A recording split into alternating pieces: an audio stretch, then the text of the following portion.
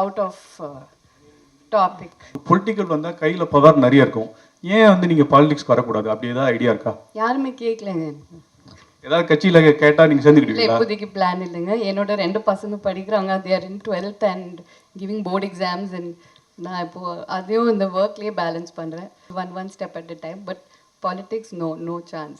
ஒரு எலெக்ஷன் வரும்போது நீங்கள் வந்து ஓட்டு போடலன்னு சொல்லிட்டு நிறைய பேர் வந்து விமர்சித்தாங்க. சில times you can be out station, சில டைம்ஸ் ஒரு வேலைக்கா we can be out, we can be sick. அது ஒரு it's it's like a private thing. Sometimes you're not always there in town also. So I don't know. Sometimes நம்ம privately also we vote. அது online கூட இருக்குல்ல. So it's not always every time everything is publicized. There is a private side to life also.